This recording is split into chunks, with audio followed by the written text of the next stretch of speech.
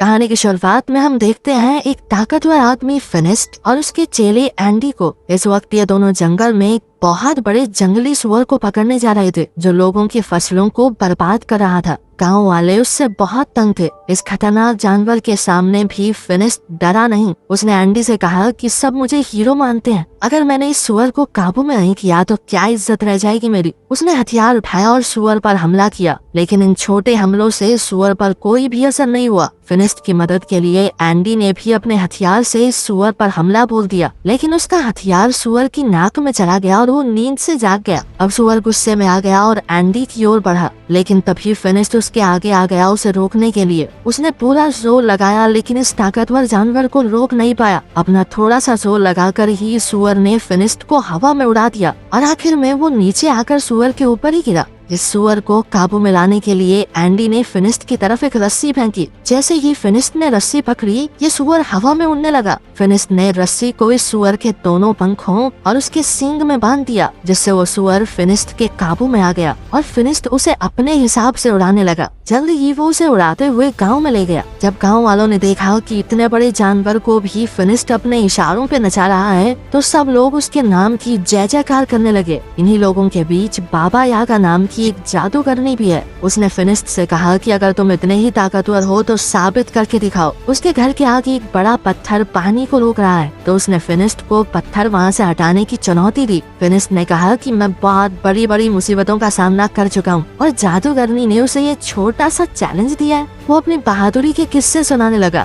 याका ने कहा कि जब तक मैं अपनी आंखों से नहीं देखती मैं नहीं मानने वाली। ये सुनकर अब सब लोग हंस पड़े। फिनिस्ट गुस्से में अपने घर चला गया। उसे याका पर बहुत गुस्सा आ रहा था, क्योंकि अब उसकी बहादुरी की तारीफ करने के बजाय लोग उसका मजाक उड़ा रहे हैं। अब वो अपनी ताकत को सबके सामने साबित करना चाहता था, जिससे लोग फिर से उसकी वाहवाही करने लगे। एंडी ने सलाह दी कि ऐसा करने का एक रास्ता है। सामने जो टावर है ना, ऐसा माना जाता है कि वहाँ एक राक्षस ने एक बेहद खूबसूरत लड़की को कैद कर रखा है और वो लड़की एक राजकुमारी है। अगर तुमने उस राक्षस को मारकर राजकुमारी को आजाद कर दिया तो पूरी दुनिया में तुम्हारा नाम गूंजेगा। फिनिस्ट ने तय कर लिया कि वो इस राक्षस से जरूर लड़ेगा।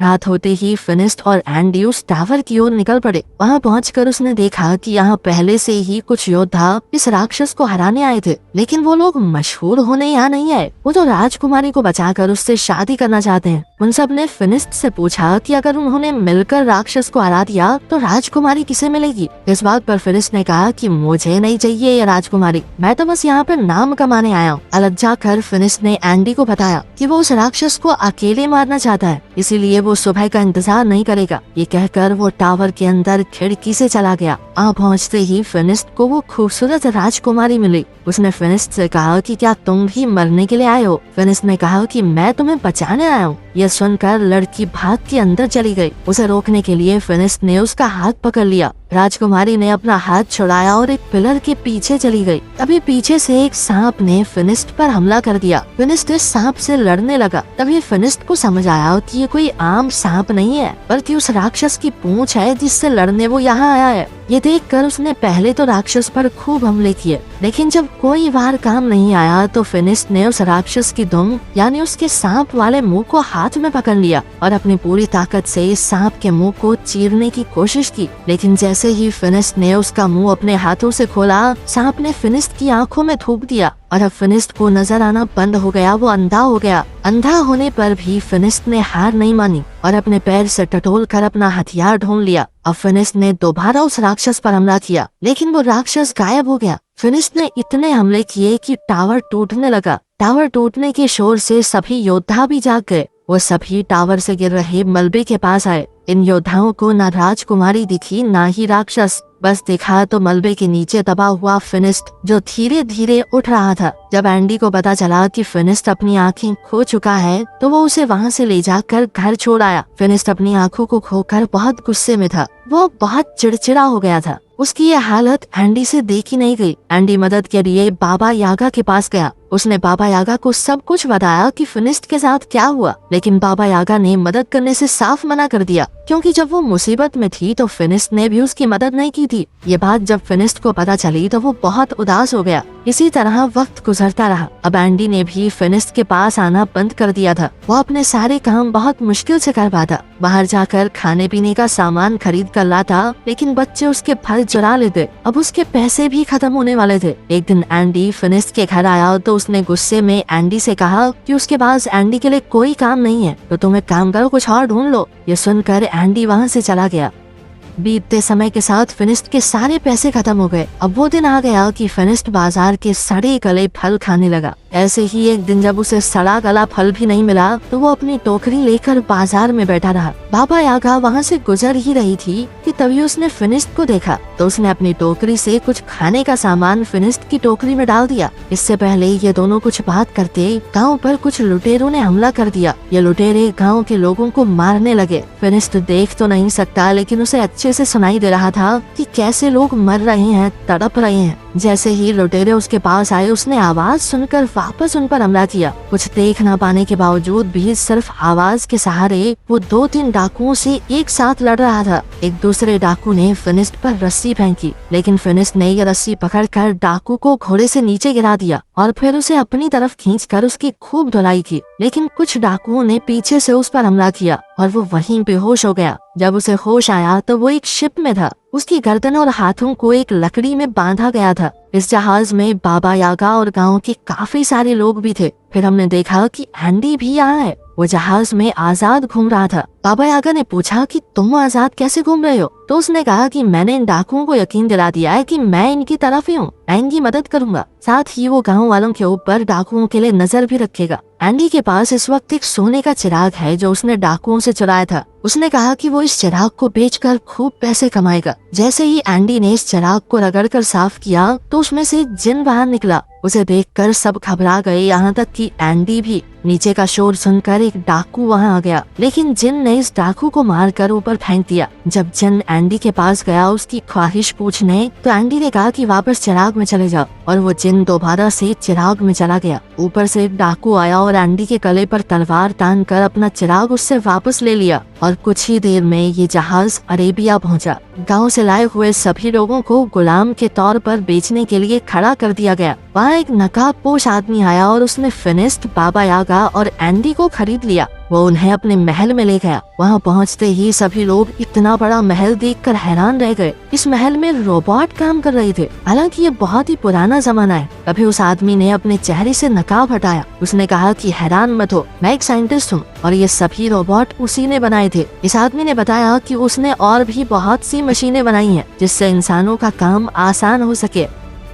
फिनिस्ट ने इस आदमी को अपनी कहानी बताई कि कैसे वो पहले एक बहुत ताकतवर योद्धा था और अंधा होने के बाद उसकी जिंदगी नर्क हो गई। साइंटिस्ट ने कहा कि मैंने तुम्हारे और बाबा यागा के बारे में सुना है। यह आदमी गुलामों को खरीद कर उन्हें आजाद कर देता है। जैसे ही खाने का वक्त हुआ, साइंटिस्ट ने अपने रोबोट से खाना मंगवाया। ये देखकर तो सब लोग बहुत इम्प्रेस हो गए। इन सबको लगा कि ये कोई जादू है, लेकिन साइंटिस्ट ने बताया कि ये कोई जादू वादू नहीं है। मैं पिछले 500 साल से इनके ऊपर काम कर रहा हूँ। ये सुनकर यागा हैरान हो गई और कहा कि तुम 500 साल से इतने जवान कैसे हो? इस पर साइंटिस्ट ने कहा कि मैंने एक ऐसा केमिकल तैयार किया था जिसे पीकर लोग हमेशा के लिए जवान बने रह सकते हैं। अब वो उन तीनों को अपनी लैब दिखाने ले गया। वहाँ जाकर फिनिस्ट ने पूछा कि तुमने ये केमिकल कैसे तैयार किया और क्या उसे पीकर मेरी आंखें भी वापस आ सकती हैं? साइंटिस्ट ने कहा कि उससे तो नहीं हो पाएगा, लेकिन मेरे पास एक दूसरी चीज है। उसने फिनिस्ट को एक चश्मा पहनाया जिससे उसे दोबारा सब कुछ दिखने लगा। साइंटिस्ट का मानना था कि साइंस की मदद से कोई भी चमत्कार किया जा सकता है, और जो लोग जादू का इस्तेमाल करते हैं वो दुनिया को नुकसान पहुंचाते हैं,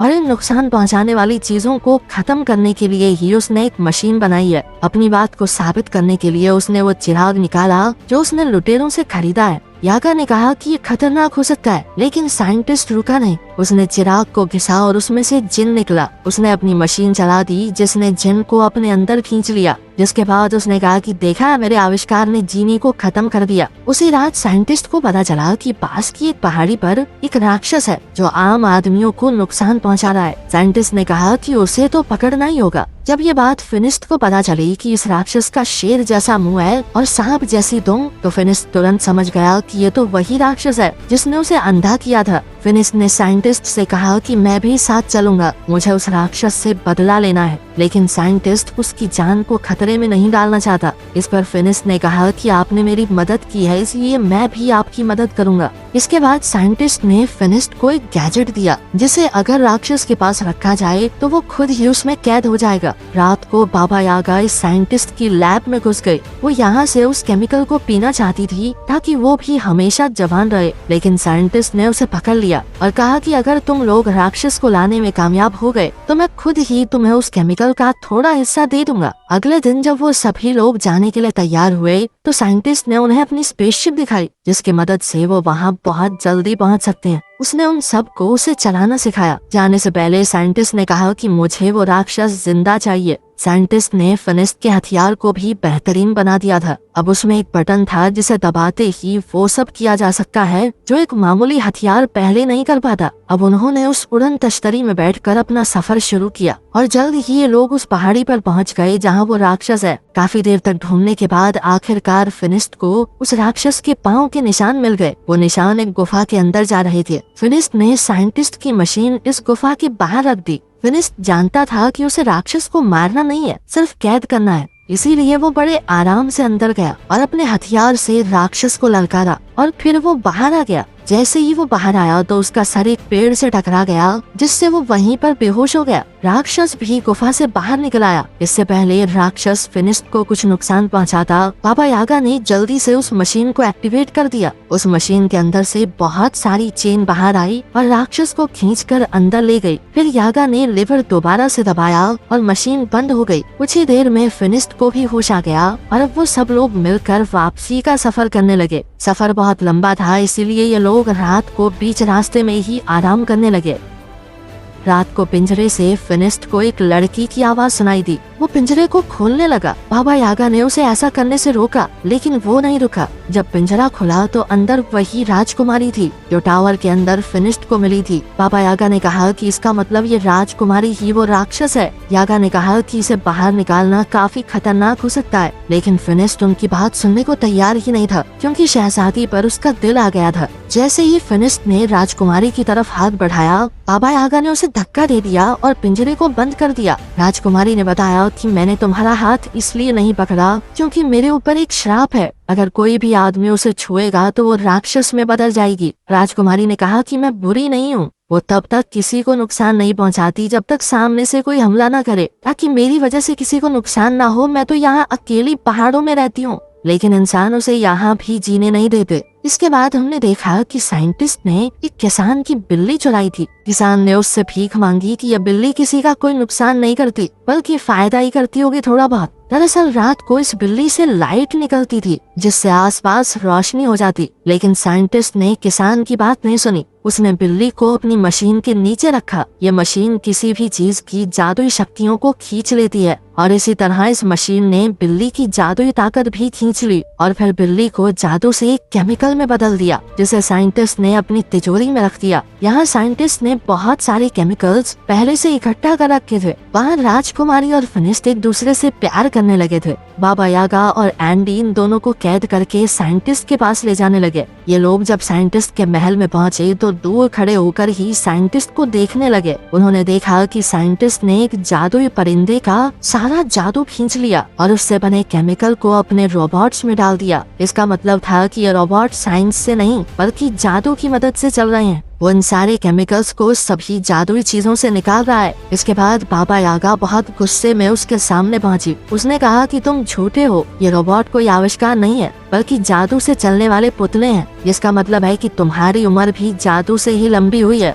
वो जादू जो साइंटिस्ट ने मासूम जानवरों को मारकर हासिल किया है। ये सुनकर साइंटिस्ट को गुस्सा आ गया और उसने कहा कि मेरा सच जो भी जान जाए वो जिंदा नहीं बचता। इसके बाद बाबा यागा और एंडी डर कर वहाँ से भागने लगे। बाबा यागा ने फिनिस्ट और शहजादी को भी आजाद कर दिया, क्योंकि वो जान गई थी कि ये साइंटिस्ट इस राजकुमारी के साथ भी यही करेगा। राजकुमारी ने बताया कि वो साइंटिस्ट को जानती है, वो काफी समय से उसके पीछे पड़ा है। तभी साइंटिस्ट भी वहाँ पहुँच गया। उसने अपने सारे रोबोट्स को इकट्ठा कर लिया ताकि उनमें से कोई भी भाग न पाए, और फिर राजकुमारी के अंदर से भी उसके जादू को अपनी मशीन से खींचने लगा। फिनिस्ट ने उसे बचाने की कोशिश की, लेकिन वो बंधा हुआ था। वो उसे बचा तो नहीं सकता था, लेकिन उसने राजकुमारी का हाथ पकड़ लिया ताकि वो राक्षस में बदल जाए। राक्षस बनते ही राजकुमारी ने अपनी जंजीरें तोड़ दी और वहाँ से भाग गई। मौका पाकर बाबा यागा और फिनिस्ट भी वहाँ से बच निकले, लेकिन साइंटिस्ट के आदमी उनके पीछे लग गए। बाबा यागा ने उनसे बचने के लिए अपने जादू का इस्तेमाल किया। उसने तरबूज के बीज उन पर फेंके जो अचानक तरबूजों में बदल गए।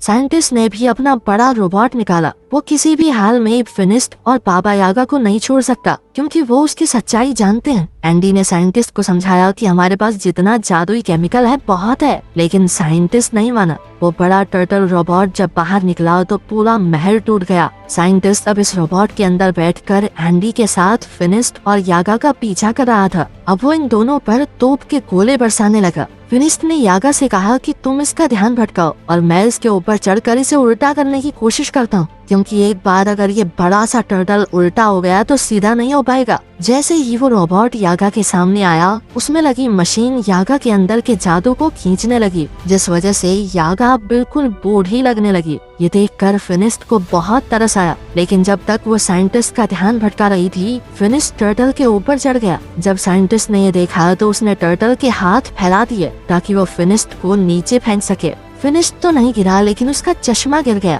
अब उसे दिखना बंद हो गया था। बाबा यागा ने जैसे ही ये देखा तो वो फिनिस्ट की मदद करने लगी, उसे बताने लगी कि कैसे लड़ना है, कहाँ जाना है। इतनी ही देर में राक्षस बनी हुई वो राजकुमारी वहाँ आ गई। उसे देखकर साइंटिस्ट डर गया। वहीं फिनिस्ट ने टर्टल के गले में जंजीर बांध दी और उसे उल्टा करने लगा, जिसके बाद टर्टल के अंदर मौजूद सारा जादुई केमिकल नीचे गिरने लगा। साइंटिस्ट ने अपने जादुई पंखों से वहाँ से बच निकलने की कोशिश की, लेकिन उसके जादुई पंखों ने काम नहीं किया और वो नीचे उस जादुई केमिकल में गिरकर मर गया। वहीं फिनिस्ट भी अब थक कर बेहोश हो गया था। राजकुमारी उसे वहाँ गिरा हुआ देखकर रोने लगी, क्योंकि उसे डर लग रहा था कि उसे कुछ हो तो नहीं गया। वो फिनिस्ट से सच्चे दिल से प्यार करने लगी थी। जैसे ही शहजादी के आंसू फिनिस्ट की आंखों में गिरे तो उसे अचानक ही होश आ गया, साथ ही उसकी नजर भी वापस आ गई थी। फिनिस्ट ने उससे अपने प्यार का इजहार किया और हमेशा राजकुमारी के साथ रहने का वादा भी, लेकिन राजकुमारी ने कहा कि अपने श्राप की वजह से मैं तुम्हारे साथ नहीं रह सकती।